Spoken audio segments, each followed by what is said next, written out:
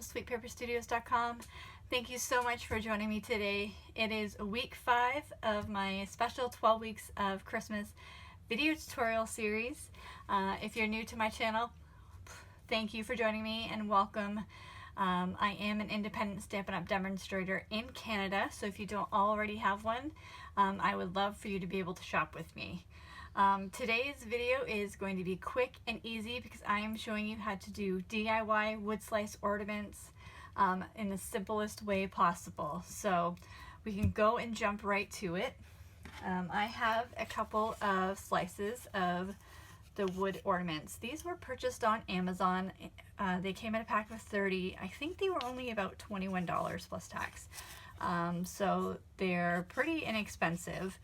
You can see that they're a little bit shaped, but the general size is between 2.5 to 3 inches, which is the perfect size for most of our stamps at Stampin' Up. So aside from that, you could just pick your best stamps that you'd like to use, and then I am bringing in some chalk paint. So this is chalkboard paint that I've had for a little while now.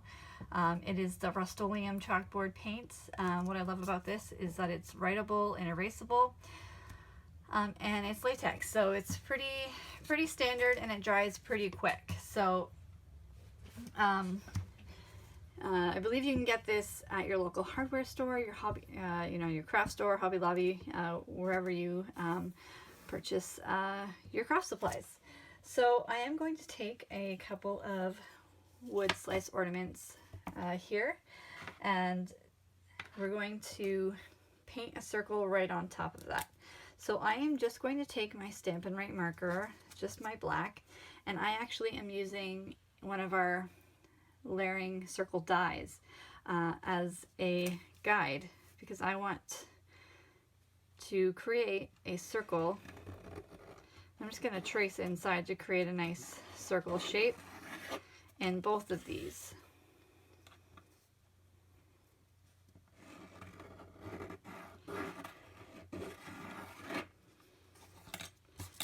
And you can see that just ever so slightly.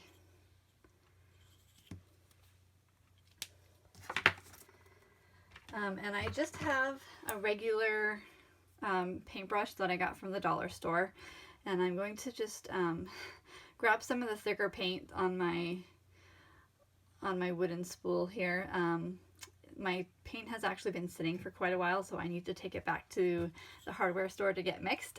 So it's thick at the bottom, and I haven't been able to mix it well by myself. Anyways, so I'm just going to use that circle as a guide and just paint around it using my paintbrush and my chalk paint. I don't need it to be perfect because these wood slices lend themselves nicely to the rustic look. So I don't really try to stay in the line too much or be too fussy about it because I just want the general circle shape just like that. So I'm gonna pick up some more paint. What I love about this paint specifically is that it dries really quickly. I made about 6 of these the other night, and by the time I was done painting the 6th one, I was able to go back to the first one and stamp because it was already dry. So it does dry pretty quickly. So you're just going to just paint them like that. You want to make sure you have pretty good coverage, but you're just going to paint them like that. So I'm going to just do the one for the sake of the tutorial. You can just see it and see that it's pretty dry. I'm going to move that paint out of the way. And then I actually already have a couple that are dry here. So you can see it is sort of a matte finish. And these circles aren't perfect, but you know what? They look pretty nice to me. I think the chalk with the wood slice ornaments is so pretty. And they work really well together. So I am going to bring in a couple of stamp sets, and that is, the first one is Dashing Deer. This is in the annual Stampin' Up! Catalog. It is one of my favorites. It was released last year, and it's just one of my favorites. If you follow my channel, I've used it before and I talked about it before, but we're going to use this deer one here because it's just so pretty. The other one that we're going to use is the Perfectly Plaid stamp set from Stampin' Up. I have definitely used some of this before in my other tutorials, so if you haven't seen those, you can search my videos on YouTube to find those, because this is such a gorgeous set. And we're going to use this tree right here. So I already have these on my D blocks ready to go, and we are going to bring in the Delicata pigment ink in Silvery Shimmer. This is new to our holiday catalog this year, and it is so pretty, let me tell you. So we're going to start with the tree one, and the tree will fit nicely on this 3-inch wood slice ornament, and so we're just going to stamp that. You get pretty good coverage with this ink pad, and we're just going to stamp that right in the middle. And look at that. Look at that shimmer. It's so pretty.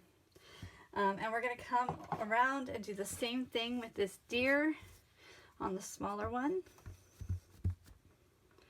Just want to check with this one that you get nice coverage, just like that. I might actually stamp it one more time. There we go. And I will just put that in the center. Give that a nice push. And then you get that nice deer image. And if you do end up, because the wood ornaments are textured, if you do end up with a little bit of gaps, fear not, because you can bring in your blender pen and you can pick up some of that ink with your blender pen and then just fill in those gaps here. So I'll bring that closer so you could see. You can just fill in those gaps. Just like that. And you can't even tell that you're using any sort of marker or a blender. And it's just filling those nicely. Filling in those gaps nicely. So you can keep doing that until you get your desired look. Or of course you can just leave those gaps in there, because you are creating this beautiful sort of rustic ornament. But the option is there to fill in with your blender pen if you need to. And look at that. So pretty. And after you're done that, you do want to let this ink dry.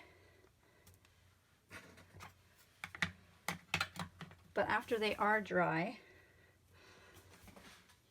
you're going to bring in some jute, or if you have twine, something like this.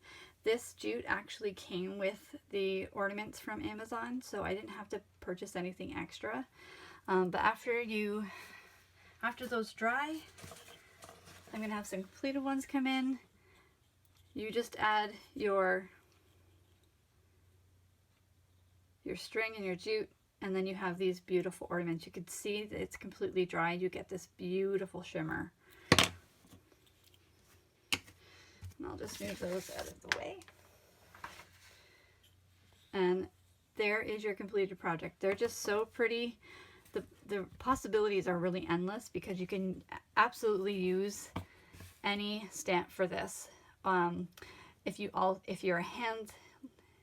do hand lettering, or if you have like white chalk marker or white or silver or even gold marker, you can do some nice hand lettering on there. And I will point out that I do leave the backs blank, because when I give these as gifts, I like to put the year and the family name on the back. These also make great craft fair items as well. So that is all for today. Something quick and easy. You can really bang out a lot in one crafting session. So I do hope you like this tutorial. If you haven't already, please go ahead and hit that subscribe button. And you can visit my website at sweetpaperstudios.com. I have the full blog details over there for today's video tutorial. And you can also sign up for my newsletter and receive special discounts, videos, and all of the details of all the things happening at Sweet Paper Studios. So thanks again, and we'll see you next week. Bye!